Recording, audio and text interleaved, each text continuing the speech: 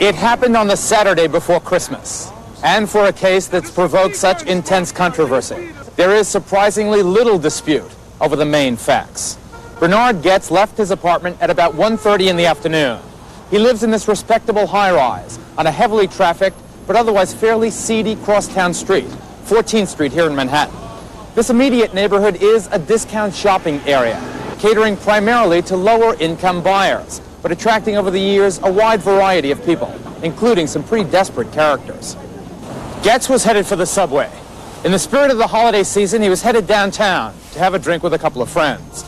But unlike most people greeting the season, including holiday shoppers justifiably concerned about Christmas crime, Bernhard Goetz was packing a gun. Illegally. An unlicensed .38 caliber revolver he'd carried for protection since being mugged and beaten several years earlier. The weapon is a 5-shot, loaded in this case with 2 rounds of standard ammo and 3 hollow points, bullets designed to cause maximum damage. Goetz entered the subway system here at a station just a block and a half from his home. Now, after all you've heard and read about New York City's subway crime, you may think of this trip down to the trains as a descent into hell. Well, it's bad, but not that bad. Every day, hundreds of thousands of people do manage to ride safely. And remember, this was a crowded Saturday afternoon in the middle of Christmas buying season. Still, in addition to the noise and the grime, random violence is also part of the subway reality. And having once been brutalized by it, perhaps we can understand Goetz's fear and his anger.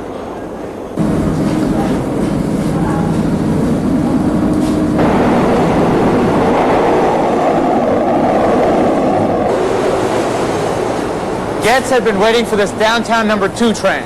It's a fast, filthy, graffiti-smeared express. He had just one stop to go to his destination and got into the 7th car of the 10-car train. And he stepped right into trouble. Now, at this point, I'd like to freeze the action and explain what we intend doing. In the same way that courtroom lawyers often try to demonstrate what happened in a given situation, we'd like to try and illustrate different versions of what went on when Bernhard Goetz boarded the subway train last December 22nd.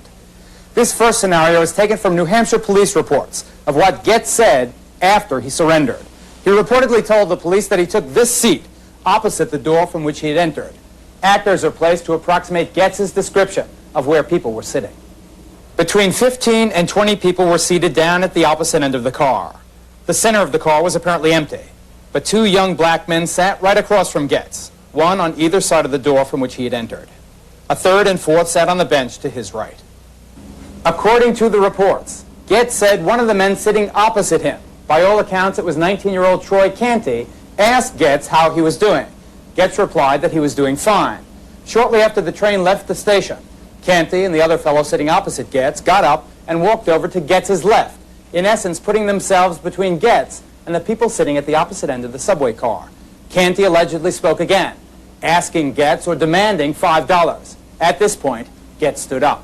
One of the guys to his right, and it's unclear whether he was sitting or standing, put his hand in his pocket, acting as if he might have a concealed weapon. The New Hampshire police report Goetz is saying that at this point he already knew what he was going to do. So I'd like to freeze our actors again to let you hear something extraordinary. From his own mouth, Bernhard Goetz's description of his own state of mind at this precise moment. It's excerpted from his videotaped confession to New York City authorities. I got the 2 on my right and the 2 on my left. I knew at that point I would have to pull the gun. I'm going to say this. At that time, I was going to pull the gun, but I wasn't going to kill him. And that is what I wound up trying to do. But I had no intention of killing him at that time. But I saw the smile on his face and the shine in his eyes that he was enjoying this. I knew what they were going to do. Do you understand? Okay? Do you understand now? It was at that point. Now, for combat, you have to be cold-blooded. And I was. It was at that point I decided I was going to kill them all, murder them all, do anything. What did you think they were going to do? How can you ask a question like that? They were going to have fun with me. What do you mean by that? What is your interpretation of that? I can't get inside your head. Beat the shit out of you. Let me explain one thing. To do something like this, how cold-blooded it is, and you can sit in your ivory towers and condemn it and say, oh, this person is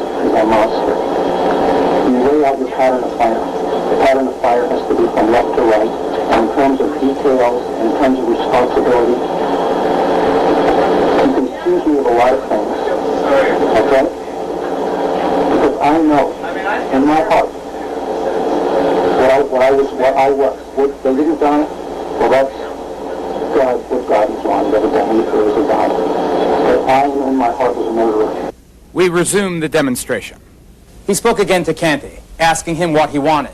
Canty allegedly replied, "I want $5." Now, Goetz said that at this point, although he had not been specifically threatened by any of the four individuals, he felt that from the totality of their body language, they were going to try and rob him. He said he thought it was amusing, it was funny, that they thought they had him trapped, when in fact, they were trapped. He had already drawn his pattern of fire. According to the New Hampshire police report, at this point, Goetz drew his .38 revolver and shot Canty. Then, as he had planned to do, he shot the second suspect. He shot the third suspect as he was trying to flee the car, and the fourth suspect as he stood pretending to be uninvolved with the other three. Goetz then went to check on the first two subjects, who were lying where the two actors are now sitting. He then went to check on the second pair. Subject number 3 was also lying on the car floor. But when Goetz checked subject number 4, he didn't see any blood, and he thought that he may have missed him. So according to the New Hampshire police, Goetz then said, "You don't look so bad, here's another." And he reportedly shot 19-year-old Darrel Cabey at point-blank range. Here's the way Goetz explained the need for this fifth shot. I went to him the second time, and I looked at him. And we can't verify this because he was probably out of it by then. If I had shot him or if he wasn't, I don't know. And I said, "You seem to be doing all right. Here's another." Well, we have an alleged attempted robbery, at which time the would-be robbery victim produced a weapon and began to fire shots at the attempted robbers. We have 4 victims shot at this time. And he stated that they tried to rip him off, and they opened up on him. Without even knowing the case, I would predict that the persons who were shot are going to have a different view of what happened than did Mr. Goetz. Houston, Texas DA John Holmes, one of our experts, is absolutely right. There is another side to this story. Shirley Cabey is the mother of the kid most seriously injured. He's out of the coma right now. He still has brain damage. He's still paralyzed from the waist down. Have you considered the possibility that Darrel was trying to mug Goetz? No, I don't believe. I know he wasn't out to mug him. Because before he went into the coma, he told me he was sitting across from him. And he didn't say anything to him or asked him for anything. In exclusive conversations, one of the others involved, Troy Canty, does admit that he at least did ask Goetz for $5. In this demonstration, he shows that as Goetz walked into the subway car, he looked at Canty before he sat down. According to Canty, his friend, James Ramser, seated here, then said, "Hey, Troy, why's that white man looking at you?" Canty says he replied, "I don't know." His attorney, Howard Meyer, picks up their version of what happened next. About 5 minutes into the ride to Chambers Street, Troy Canty got up, took perhaps 2 steps forward, leaned over a bit, and said to Mr. Goetz, "Can I have $5? That's all he said. Bernhard Goetz got up, turned to his right, pulled out a gun, and first fired at Troy Canty, hitting him in the chest. Goetz turned around and fired 4 additional shots, the last into Mr. Cabey. Whichever version is more accurate, there is no dispute that following brief conversation with the other passengers and the conductor of the train, Goetz fled the scene. We are in the process, with the assistance of the New Hampshire Attorney General's Office Criminal Division, of interviewing a 37-year-old New York City resident, Bernhard Hugo Goetz. In Concord, New Hampshire, the shooter had surrendered. It was more than 7 years ago that this was the set of a real-life crime drama unlike any the city had ever seen before. It had the volatile mix of vigilante justice and charges of racist fury, all unleashed one explosive afternoon in these dark and dangerous tunnels dug deep in the heart of the city. The repercussions of this story are still being felt by the people of the country, by the 4 men who were shot, and certainly by the man who shot them, Bernhard Goetz. The 8.5 months in jail was certainly not the worst thing that happened to me during all of this. $65 million in lawsuits, cancer, loneliness, infamy. Goetz may be a free man, but like his victims, he has paid a terrible price for the subway shootout 7 years ago. I never expected to be mugged at 1:45 in the afternoon.